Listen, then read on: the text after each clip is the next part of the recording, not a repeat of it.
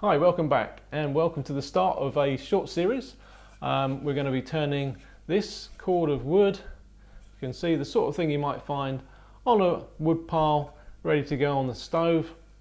We're going to turn that into some small boards and make something out of that, maybe a small box or something similar. It's going to be a short series, so today what we're going to do is look at this and assess exactly where the usable wood is.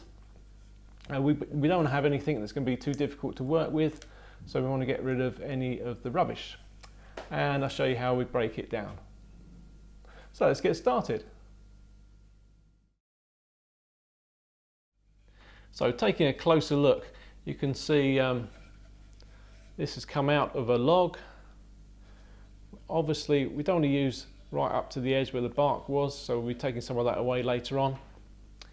And we've got not quite 90 degrees, I think it's clearer this end. We've got something like about 65, 70 degree angle on the end there. And there's some areas here that we don't want to use, so let's check those out. If we look in the center, you can see the grain is reasonably straight, which is nice. And it's also reasonably clear, can't see any knots in there. If we move off towards this end though, we can see the grain suddenly becoming quite wavy, and that's going to cause us a few problems. At this end here, again, the grain is running off in this direction, and we've also got some rather bad spalting here. Now spalting can be absolutely fine as long as it's stable, but at this end it's just a little bit punky, a little bit soft, so we won't want to use that end. If we turn it around and look at the other cleaved side, I'm going to say cleaved, this was broken down from a log using a froe, so basically a blade put on here, bang with a hammer, starts opening the wood up, and then we lever off what's left on there. Do that a few times and we end up with these cords. So looking at the other side here, we can see the grain reasonably straight up to about here and then wandering off. At the other end, wavy again, so similar to this side, it's very wavy, so we don't want that. And in the transition between the two sides, so looking at this edge, we can see it's twisted a bit, but that shouldn't really concern us too much. But obviously here we've got a knot, so again an area of concern that we don't really want to have to deal with later on. On the outside, looking at the sapwood there's nothing really to worry about. We'll clean some of that off before we use it, but there's nothing like knots showing through or anything that might indicate there may be foreign bodies in there, such as bits of lead shot, barbed wire, that sort of thing.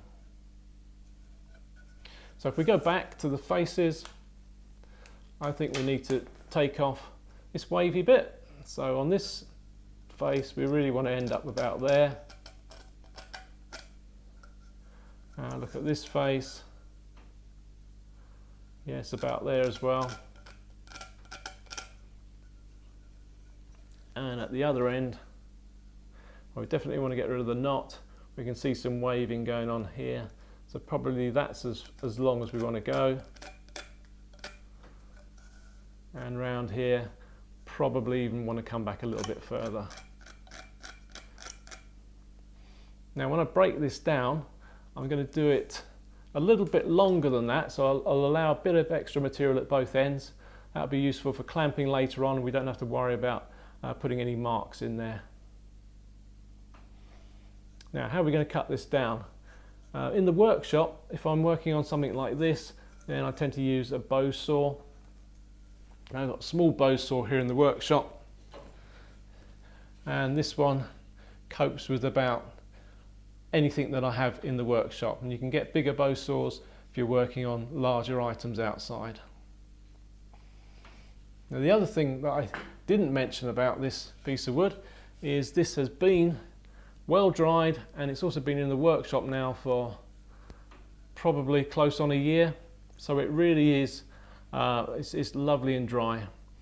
Now that means it's going to be harder to saw, so we'll try with a bow saw. It should be okay, but it also means that because it's so dry, we could actually use a panel saw, and we'll be cutting it across the grain, so cross grain panel saw, or you could use just a panel saw, universal panel saw from a DIY store.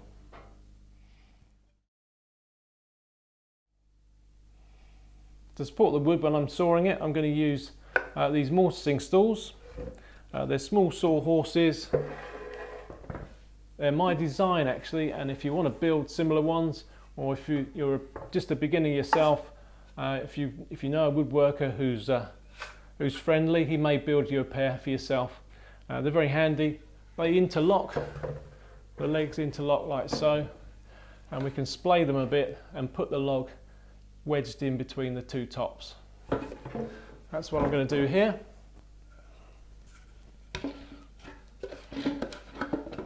Like so.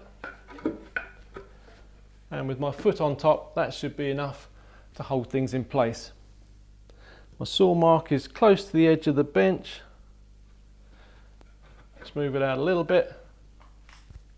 So I'm going to be sawing through roughly here. So let's give this end a go with the bow saw. So foot on, that should wedge down between the saw horses. The bow saw's got big teeth, so that's going to be a bit jarring if we try and go straight on the edge like that. So if we get it flat on the wood a little bit, start it off with a couple of pull strokes.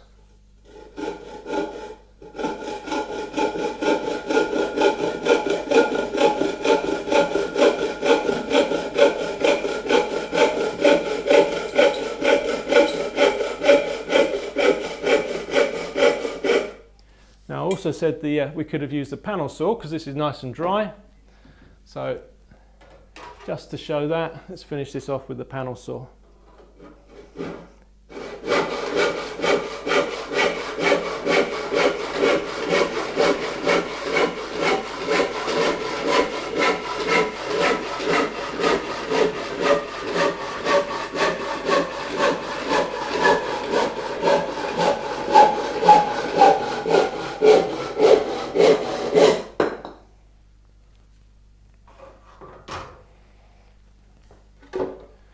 We'll take a look at the end there, because I suspect you can see where we've used the bow saw, it's really quite rough.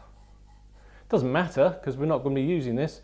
As I said, we've left an extra about an inch on both ends, which will come off later on. But where I've cut it with the panel saw, it's a lot smoother, and that's the difference between using a saw with teeth that are widely spaced apart and aimed for removing material really fast, and a saw that's aimed at giving a reasonably smooth cut, which the panel saw is. So before next time, I'll cut this end off as well, and then we can turn our attention to starting to flatten out these sides and working out where we can get our boards from. So, see you soon. Don't forget to share my videos. It's the only way other people will find out about them. And if you want to make sure and see the next episode, then do ensure you're subscribed and you've ticked the notification icon. Cheerio.